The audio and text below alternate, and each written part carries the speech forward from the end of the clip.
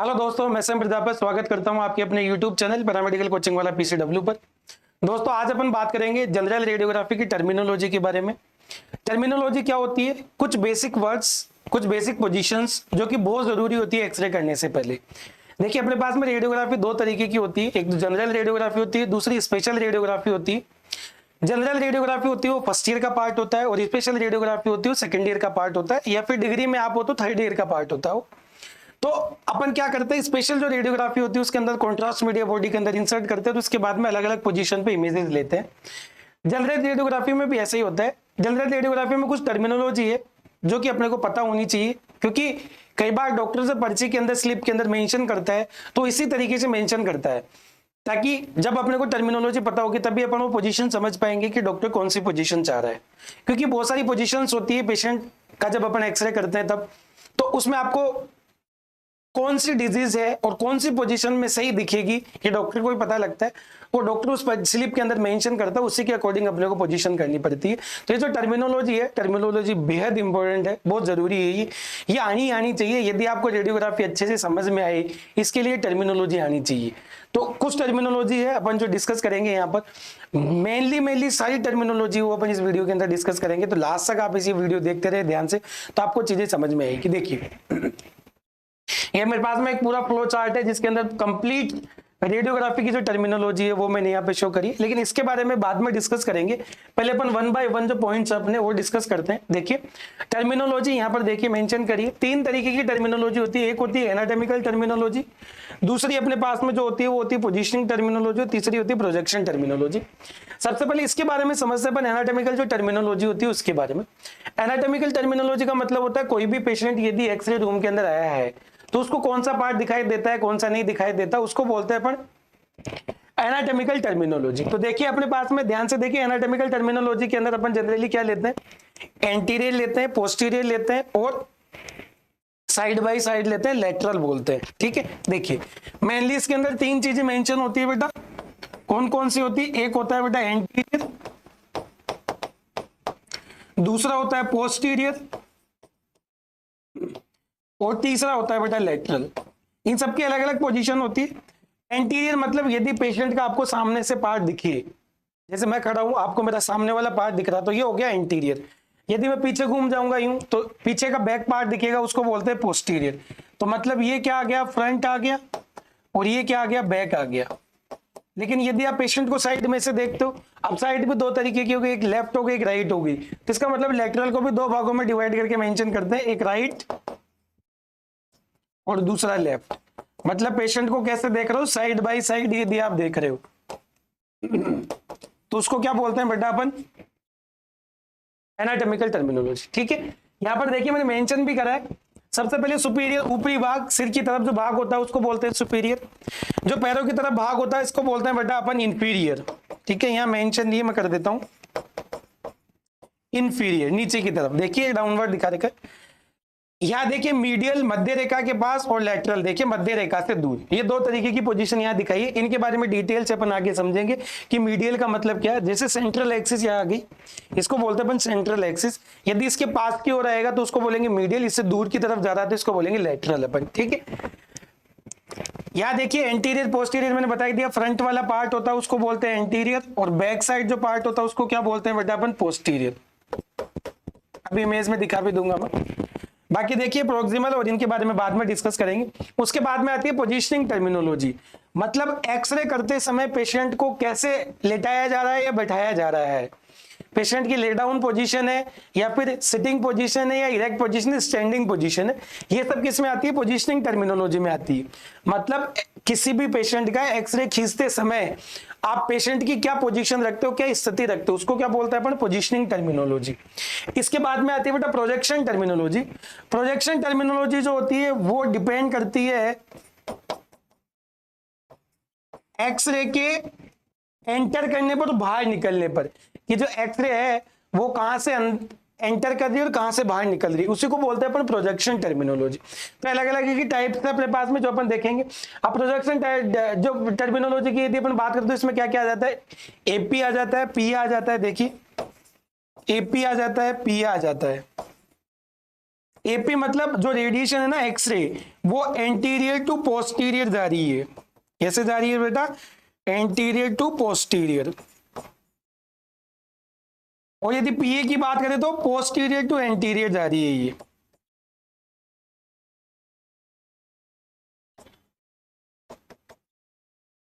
Posterior to anterior इस तरीके से ये जाती है। ठीक है, तो ये प्रोजेक्शन टर्मिनल। लैटरल में भी फिर अपन ऐसे ही पढ़ते हैं। एक और देखिए, यहां पर एक और चीज बता देता हूं बेटा, एक ओब्लिक व्यू भी आता है। ओब्लिक, ठीक है, ना तो पूरा इंटीरियर, ना पूरा पोस्टीरियर, ना लैटरल, इनके बीच की जो पोजीशंस होती है उन सबको क्या बोलते हैं बेटा? अपन ओब्लिक पोजीशन बोलते हैं, जो कि इंपॉर्टेंट होती है बहुत सारे पार्ट में। तो देखिए अगली स्लाइड चलते हैं अपन। देखिए यहां पर देखिए पेशेंट की पोजीशन देखिए। सुपाइन मतलब जो बैक पार्ट हो टेबल के कांटेक्ट में आता है उसको बोलते हैं अपन सुपाइन। देखिए सुपाइन मतलब पीठ के बल लेटना, चेहरा ऊपर की ओर रखना, उसी को क्या बोलते हैं बेटा? अपन सुपाइन पोजीशन बोलते हैं। यहां देखिए प्रोन पोजीशन। प्रोन मतलब उल्टा लेटना, मतलब क्या हो गया? आपका फ्रंट पार्ट जो होना चाहिए वो टेबल के टच में होना चाहिए। देखिए यहाँ पर, ठीक है। तो जब भी सुपाइन बोलेंगे आपको समझ जाना है तुरंत कि अपन कौन सी पोजीशन बोल रहे हैं। प्रोन का मतलब क्या होता है? इरेक्ट मतलब खड़े करके पेशेंट का एक्सरे लेते हैं तब अपन। मेनली देखो जैसे चेस्ट वगैरह का अपन लेते हैं ना, तो उस केस में अपन क्या लेते हैं? इरेक्ट पोजीशन में ही लेते हैं ये। आगे देखिए लेटरल पोजीशन में करवट लेकर लेटना। अब देखिए लेटरल में दोनों ही चीजें होती है बेटा, ठीक है। दोनों का मतलब क्या हो गया बेटा कि आप लेटे हुए पेशेंट का भी ले सकते हैं और जो इरेक्ट में पेशेंट है उसका भी लेटरल ले सकते हो। कैसे? जैसे मान के चलो मैं ये घूमता हूं, तो देखिए मेरा ये लेटरल हो गया, लेटरल व्यू। क्लियर? अब यही चीज यदि लेटे हुए तो करवट लेना जिसको बोलते हैं अपन, उसको बोलते हैं अपन लेटरल व्यू। ठीक है, आगे देखे बेटा, या ओब्लिक व्यू, शरीर को थोड़ा घुमाओ। देखिए अब ना तो ये पूरी तरीके से फ्रंट है, ना पूरी तरीके से बैक है, ना पूरी तरीके से लेटरल है। इनके अलावा जो पोजीशन रहेगी, मान के चलो जैसे ये है अपने पास में, इनके बीच में ये मान लो फ्रंट मान लो, ये फ्रंट मान लो, ये बैक मान लो, इनके बीच की पोजीशन होनी चाहिए। उसी को क्या बोलेंगे बेटा? अपन ओब्लिक पोजीशन बोलेंगे। ठीक है, आगे देखिए बेटा, आगे आता है डेक्यूबिटस। डेक्यूबिटस में क्या होता है? लेटी हुई अवस्था में क्षैतिज बीम क्षैतिज होना चाहिए। देखिए मेनली मैं आपको बताता हूं, जैसे मान के चलो ये अपने पास में एक्सरे ट्यूब है, ये अपने पास में एक्सरे ट्यूब है, इससे जो एक्सरे निकलेगी वो कैसे निकलेगी? यू निकलेगी। ठीक है, अब यदि ये एक्सरे अपन कैसे दे बेटा? ये एक्सरे इस तरीके से दे अपन, ये एक्सरे ट्यूब को मैं यू घुमा दूं और एक्सरे यू जाए, इसको बोलते हैं बेटा डेक्यूबिटस। ठीक है, बात समझ में आ गई? तो पेशेंट चाहे ऐसे लेटा रहे तो जो बीम जानी चाहिए एक्सरे की वो कैसे जानी चाहिए? यू जानी चाहिए, तो उसको क्या बोलेंगे बेटा अपन? डेक्यूबिटस। क्लियर है ना? मतलब एक्सरे बीम की जो पोजीशन होनी चाहिए वो कैसी होनी चाहिए बेटा? हॉरिजॉन्टल होनी चाहिए, जिसको क्षैतिज बोल रहे हैं अपन। ठीक है, यू। क्लियर है? यदि यू जा रही है देखो यू, तो अपने क्या बोलेंगे? देखो यू। क्लियर है? एक तो यू आएगी एक्सरे बीम यू, और एक यू जाएगी यू। तो ये वाली जो पोजीशन रहेगी कैसे रहेगी? डेक्यूबिटस रहेगी। अब इसमें पेशेंट की पोजीशन अलग अलग रहती। यहां पर देखिए एक और पोजीशन देखिए, यदि हेड डाउन हो, हेड डाउन हो और फिट अप हो, फिट अप हो हेड डाउन हो, तो इसको बोलते हैं बेटा अपन टेंडलबर्ग। टेंडलबर्ग पोजीशन, इसको क्या बोलते हैं बेटा? अपन टेंडलबर्ग पोजीशन बोलते हैं। ठीक है, तो टेंडलबर्ग में ये ध्यान रखें, रिवर्स टेंडलबर्ग में उल्टा हो जाएगा, हेड अप हो जाएगा, हेड अप हो जाएगा और फिट डाउन हो जाएगा। ठीक है, तो ये बात ध्यान रखें आप, इसको टेंडलबर्ग पोजीशन बोलते हैं अपन। क्लियर है? चलिए अगली चीज पे चलते हैं बेटा। अब यहां ध्यान से देखिए, प्रोजेक्शन मैंने अभी बताया था बेटा, यदि रेडिएशन बीम, देखिए प्रोजेक्शन जो होगा, यदि प्रोजेक्शन की यदि अपन बात करें तो प्रोजेक्शन जो होता है वो एक्सरे बीम पे डिपेंड करता है बेटा। किस पे डिपेंड करता है? एक्सरे बीम पे डिपेंड करता है। एक्सरे बीम का मतलब क्या हो गया? देखिए मान लो ये पेशेंट है,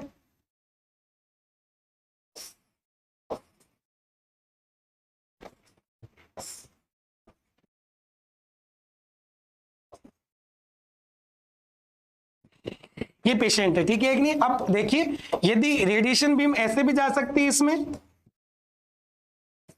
या फिर जो रेडिएशन बीम है वो इस तरीके से भी जा सकती है। तो देखिए ये फ्रंट हो गया, ये बैक हो गया। तो यदि radiation beam front to back जा रही है, मतलब इसको अपन एंटीरियर बोल रहे थे अभी, इसको अपन क्या बोल रहे थे बेटा, पोस्टीरियर बोल रहे थे, है ना। तो यदि radiation beam anterior to posterior जा रही है तो इसको बोलेंगे बेटा अपन एपी व्यू, और यदि ये radiation beam posterior to anterior जा रही है तो इसको क्या बोलेंगे, पीए व्यू। तो ध्यान रखना है बेटा, ठीक है। देखिए यहाँ पर एपी व्यू के अंदर बीम आगे से प्रवेश करती है और पीछे की ओर निकलती है, पीवी व्यू में बीम पीछे से प्रवेश करती है और आगे की ओर निकलती है।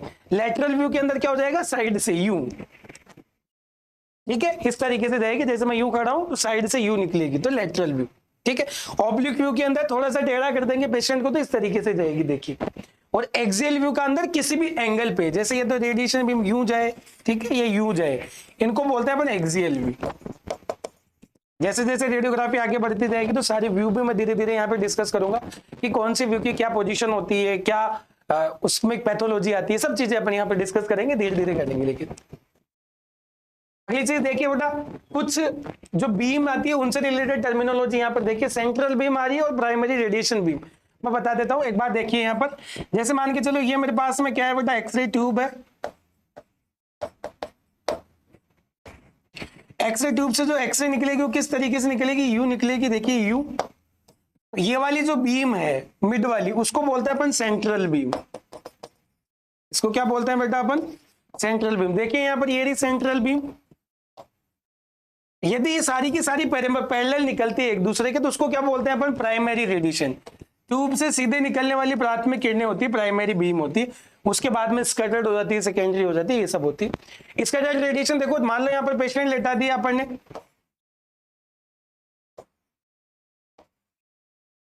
ये पेशेंट अपन ने लेटा दिया, इसके बाद में देखिए रेडिएशन आके टकरा के यूं चली जाएगी, यूं चली जाएगी रेडिएशन। इनको बोलते हैं अपन स्कैटर्ड रेडिएशन, ठीक है। एक होती है डाइवर्जेंस, एक होती है कन्वर्जेंस। दो तरीके की रेज होती है। डाइवर्जेंस का मतलब देखिए क्या होता है, एक तो होती है डाइवर्जेंस और दूसरी होती है कन्वर्जेंस। सर ये क्या चीज होती है, डाइवर्जेंस मतलब होता है फैलना। अभी जो रेडिएशन आप देख रहे हो ये फैल रही है, ये सिकुड़ रही है, फैल रही है, देखो यूं, ठीक है। इसको क्या बोलते हैं, डाइवर्जेंस, फैलना यूं। डाइवर्जेंस, कन्वर्जेंस का मतलब देखिए सिकुड़ना। सिकुड़ना मतलब एक जगह इकट्ठी होना। कैसे होगी बेटा, यूं, इस तरीके से होती है, तो इसको बोलते हैं बेटा अपन कन्वर्जेंस। बाकी देखिए फिल्ट्रेशन, अब अपने पास में जो एक्सरे आती है ना बेटा, ये दो तरीके की आती है, लो एनर्जी एक्सरे और हाई एनर्जी एक्सरे। एक तो लो एनर्जी एक्सरे होती है और दूसरी कैसी होती है बेटा, हाई एनर्जी एक्सरे होती है। जो लो एनर्जी एक्सरे होती है उनको रोकने के लिए क्या लगाया जाता है, फिल्टर। क्योंकि यदि ये पेशेंट के अंदर रुक गई ना तो फिर ये पेशेंट बॉडी को डैमेज करेगी, जिसकी वजह से बहुत सारे इफेक्ट नजर आएंगे, हार्मफुल इफेक्ट नजर आएंगे, ठीक है। तो लो एनर्जी के रेडिएशन को हटाने के लिए फिल्टर काम में लेते हैं। उसके बाद में कोलिमेशन, कोलिमेशन की भी रिक्वायरमेंट क्या होती है, रेडिएशन फील्ड को सही तरीके से सेट करने के लिए अपन क्या काम में लेते हैं बेटा, ये कोलिमेशन काम में लेते हैं, जो कि अलग अलग तरीके के होते हैं। जैसे जैसे लेक्चर्स आगे बढ़ते जाएंगे वैसे वैसे इन सब के बारे में मैं 1 by 1 डिस्कस करता रहूंगा यहाँ पर, ठीक है। चलिए आगे देखिए, उसके बाद में आते हैं बेटा प्लेन। ये बड़े इंपॉर्टेंट होते हैं। मेनली एक्सरे के अंदर तो फिर भी इनका ध्यान नहीं रखा जाता। एक्सरे के अंदर केवल जो पोजीशनिंग अपन करते हैं पेशेंट की, पोजीशनिंग मतलब जो पेशेंट को एक्सरे के लिए लेटाया जाता है ना, तब भले ही इनके बारे में डिस्कस कर लेते हैं, बाकी बहुत ज्यादा यूज यहाँ नहीं है। जबकि इनका सबसे ज्यादा जो यूज होता है प्लेन्स का, वो होता है बेटा सीटी स्कैन और एमआरआई स्कैन के अंदर। सीटी स्कैन और एमआरआई स्कैन के अंदर सबसे ज्यादा यूज होता है प्लेन्स का। प्लेन्स का मतलब क्या हो गया, ध्यान से सुने बेटा।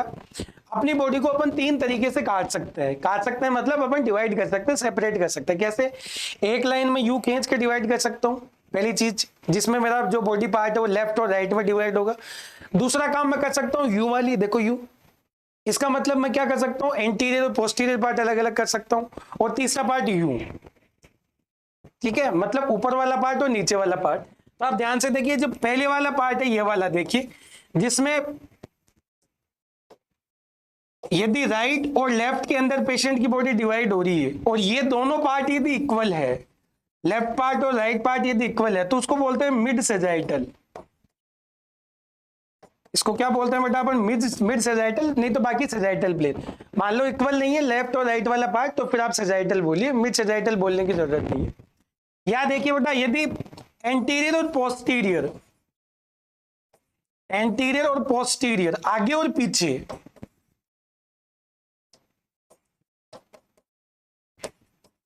आगे और पीछे यदि होता है तो अपन इसको क्या बोलते हैं बेटा, कोरोनल प्लेन। क्या नाम देते हैं बेटा इसको, कोरोनल। पहला सजाइटल, दूसरा आता है बेटा कोरोनल, और तीसरा देखिए अपर वाला पार्ट, लोअर वाला पार्ट। ये होता है अपर पार्ट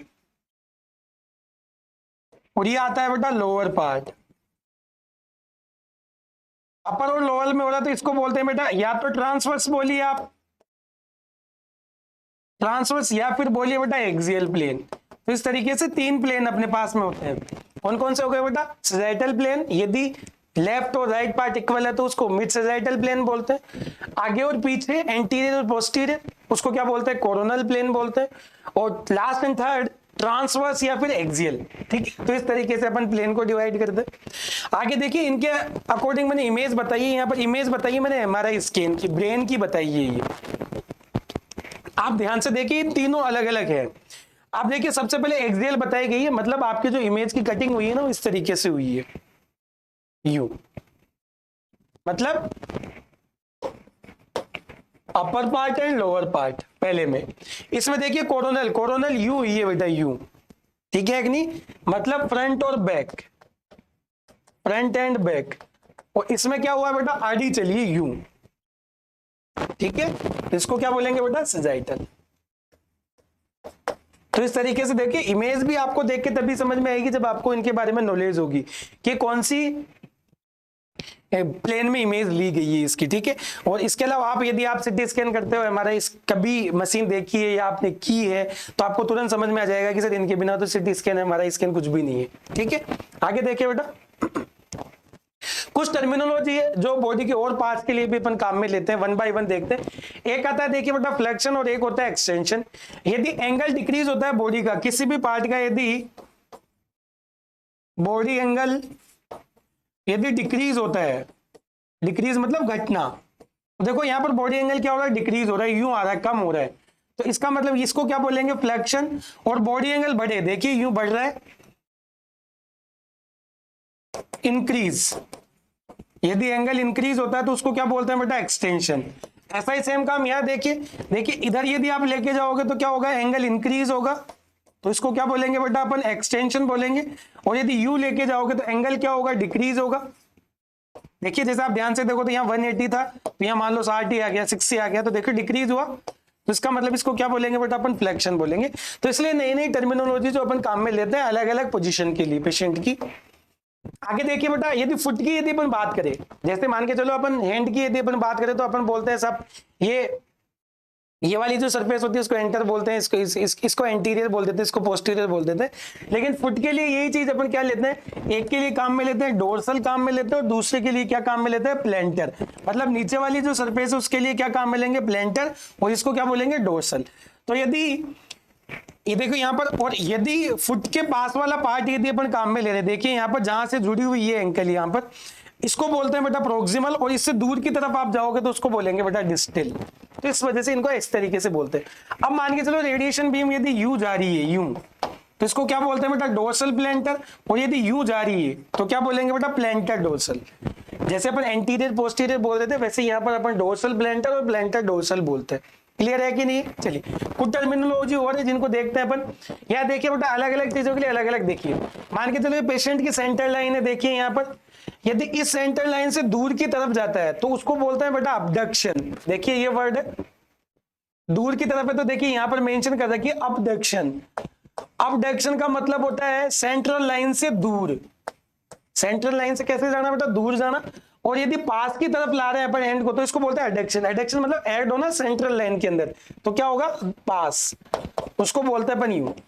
ठीक है, सरकमडक्शन किसको बोलते हैं, हाथ रोटेट कर रहे हैं अपन, उसको बोलते हैं सरकमडक्शन। यहां देखिए बेटा यदि फुट, अभी मैंने डोर्सल सरफेस बताई है और प्लेंटर सरफेस बताई है, यदि फुट की पोजीशन कैसी है, डोर्सल की तरफ है तो उसको बोलेंगे बेटा डोर्सिफ्लेक्शन। देखिए एंगल कम हो रहा है, और यदि दूर की तरफ ले जाएंगे तो एंगल बढ़ेगा, तो इसको क्या बोलेंगे, प्लेंटरी फ्लेक्शन। ठीक है, क्लियर है। आगे देखिए एक आता है इन्वर्जन और इवर्जन। यदि फुट अंदर की तरफ घूम रहा है सेंट्रल लाइन की तरफ तो उसको तो बोलते हैं बेटा अंदर की तरफ, सॉरी अंदर की तरफ ये वाली आएगी, इसको तो बोलेंगे इन्वर्जन। और दूर की तरफ घूम रहा है तो इसको बोलेंगे इवर्जन। अंदर की तरफ, जैसे मान के चलो ये फुट अंदर की तरफ घूम रहा है यूं, तो इनवर्जन बाहर की तरफ घूम रहा है तो ईवर्जन। इन मतलब अंदर, ईवर्ज मतलब बाहर। ऐसे याद रखे बेटा इसका। सुपाइनेशन प्राइनेशन मैंने बोल ही दिया बेटा, सीधा आता तो सुपाइनेशन और उल्टा आता तो प्रोनेशन। ठीक है, देखिए रेडियस रोटेट ओवर अल्ना और radius and ulna are parallel, तो उसको क्या बोलते हैं सुपाइनेशन। ये रेडियस और अल्ना होती है हाथ में, यदि ये दोनों एक दूसरे के पैरेलल रहती है तो सुपाइन, और एक दूसरे पे रोटेट होती है तो प्रोन। देखिए यहाँ पर रेडियस रोटेट ओवर अल्ना और radius and radius parallel to supination. आगे देखिए बेटा यहाँ पर बाकी सब चीजें मैंने बता दिया बेटा, रोटेशन के बारे में बता दिया कि फ्लेक्शन, एंगल कम होगा तो फ्लेक्शन, बढ़ेगा तो एक्सटेंशन। आगे देखिए बेटा फ्लेक्शन एक्सटेंशन का है, बाकी ये सब चीजें सेम है बेटा, फ्लेक्शन और एक्सटेंशन। यदि हाथ को देखो, एक और आता है हाइपर रिलैक्स, हाइपर टेंशन। देखिए हाइपर एक्सटेंशन किसको बोलेंगे, यदि मान के चलो एंगल बढ़ाने के बाद में और भी ज्यादा आप एंगल बढ़ा रहे हो, उसको क्या बोलते हैं अपन, हाइपर एक्सटेंशन। तो इस तरीके से बहुत सारी टर्मिनोलॉजीज होती है जिनको काम में लेते हैं अपन। ठीक है, ये देखिए एक अपोजिशन वाला हैंड का ओब्लिक करते हैं, उसमें काम में लेते हैं ये, तो अलग अलग तरीके की पोजीशन होती है। तो इस तरीके से अपने पास में क्या होती है, ये मेन टर्मिनोलॉजी होती है जिसके बारे में जानना अपने को बहुत जरूरी है, क्योंकि यदि इनके बारे में यदि पता नहीं रहोगे तो पेशेंट की एग्जैक्ट पोजीशन आप नहीं लगा पाओगे, और यदि उसकी पोजीशन आप नहीं लगाओगे तो फिर जो एक्सरे आएगा वो भी थोड़ा बेकार सा आएगा। ठीक है, उसके अंदर जो भी डिजीज डॉक्टर देखना चाहता है वो नहीं देख पाएगा बेटा। अब यहाँ देखिए स्टार्टिंग के अंदर अपन ने देखा था बेटा, यहाँ पर सब चीजें यहाँ पर देखिए मेंशन कर रखी है बेसिक टर्मिनोलॉजी की। यदि अपन बात करें तो देखिए anterior, posterior, superior, inferior, medial और लेटरल, सब चीजें इसके अंदर मेंशन कर रखी है बेटा। देखिए toward the front of the body, back of the body, upper part, lower part, medial मतलब मिड लाइन की ओर, और मिड लाइन से दूर की तरफ।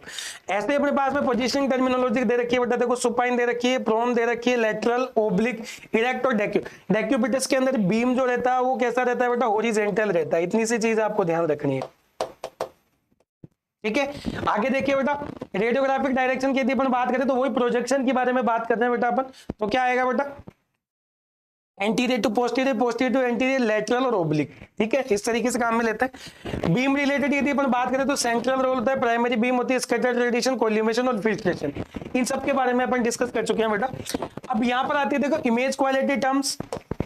कुछ चीजें मैं इस वीडियो के अंदर अधूरी छोड़ रहा हूं, जैसे कि इमेज क्वालिटी टर्म्स, डेंसिटी क्या होता है, कॉन्ट्रास्ट क्या होता है, रिजोल्यूशन क्या होता है, डिस्टॉर्शन क्या होता है। इन सब के बारे में अपन जैसे लेक्चर आगे बढ़ेगा उसके अंदर डिस्कस करेंगे। इसके अलावा एक्सपोजर रिलेटेड इमेज जो आती है ना, उसमें सबसे इंपॉर्टेंट जो रोल होता है वो एक्सपोजर का होता है बेटा। यदि एक्सपोजर आपने ढंग से नहीं दिया तो इमेज की जो क्वालिटी है वो डाउन हो जाएगी और उसमें कुछ भी पैथोलॉजी आप आइडेंटिफाई नहीं कर पाओगे। तो देखिए केवीपी हो गया, एमए हो गया, टाइम हो गया, एमएस हो गया, एसआईडी हो गया, ओआईडी हो गया। इन सब के बारे में अपन आगे जैसे लेक्चर आएंगे उनके अंदर डिस्कस करेंगे। अदर इंपॉर्टेंट टर्म देखिए focal spot size, heel, effect और गिड, इन सब का यूज होता है बेटा इमेजिंग के अंदर। ये सब टर्मिनोलॉजी के अंदर इंक्लूड होती है। आज केवल अपन ने बेसिक टर्मिनोलॉजी देखी है जिससे कि आपको बात समझ में है कि एक्चुअल में अपने को क्या करना होता है। बाकी देखिए पेशेंट सेफ्टी एंड टर्म्स, इन सब के बारे में एक अलग अलग वीडियो आपको मिल जाएंगे जिसके अंदर पूरी डिटेल से अपन डिस्कस करेंगे कि क्या क्या चीजें होती है। तो ये था बेटा अपना आज का अपना लेक्चर जिसके अंदर अपन ने केवल जनरल रेडियोग्राफी की जो टर्मिनोलॉजी उसके बारे में अपन ने स्टडी करी। बाकी आप यदि कोई भी टॉपिक पढ़ना चाहते हो जो आपकी समझ में नहीं आता है तो आप इस नंबर पे व्हाट्सएप नंबर पे मैसेज कर सकते हो, कॉल भी कर सकते हो। इसके अलावा यदि किसी भी एग्जाम से रिलेटेड आपको इन्फॉर्मेशन यदि चाहिए तो ये PCW+ अपना टेलीग्राम चैनल है, इसको आप ज्वाइन करिए। यहाँ पर नोटिफिकेशन वगैरह सब टाइम टू टाइम डलते रहते, तो आपके पास में जो भी एग्जाम होगी चाहे वो कम्पिटिटिव हो चाहे एकेडमिक हो, सबकी इन्फॉर्मेशन आपको अवेलेबल हो जाएगी। और यदि आप डिटेल कोर्स चाहते हो कि सर हमें तो डिटेल ही पढ़ना है, शॉर्ट में काम चलेगा नहीं क्योंकि यूट्यूब की कुछ बाउंडेशंस होती है तो बहुत सारी चीजें यहाँ पर अपन डिस्कस नहीं कर सकते, लेकिन फिर भी आप यदि डिटेल में पढ़ना चाहते हो तो आप PCW+ ऐप है, ये आप इंस्टॉल करिए। यहाँ से आप इंस्टॉल करिए, इसके अंदर वीडियो लेक्चर मिलेंगे आपको, पैनल नोट्स, जो भी टीचर पढ़ाते हैं वो सारे नोट्स आपको अवेलेबल होंगे। इसके अलावा PDF नोट्स सबसे अच्छी बात ये है कि आपको बहुत में, क्योंकि सबसे बड़ी ज्यादा बच्चों की प्रॉब्लम रहती है, हिंदी और इंग्लिश में मिलेंगे, इंग्लिश में आपको सेपरेट मिलेंगे। इसके अलावा मॉडल टेस्ट पेपर आपको मिल जाएंगे और रूटीन टेस्ट अब धीरे धीरे स्टार्ट करने जा रहे हैं, तो रूटीन टेस्ट भी आपको मिल जाएंगे जिससे आप देख सको, परख सको कि आपकी कितनी प्रिपरेशन हो रखी है। यदि आप इस YouTube चैनल पे फर्स्ट टाइम आए हो तो आप इस चैनल को सब्सक्राइब जरूर कर ले और बेल आइकन जरूर दबा दे ताकि जब भी नया वीडियो अपलोड हो आप तक उसकी इन्फॉर्मेशन जा सके। ऐसे ही नए और वीडियो देखने के लिए चैनल को लाइक करिए, सब्सक्राइब करिए, शेयर करिए। Thank you, bye and take care.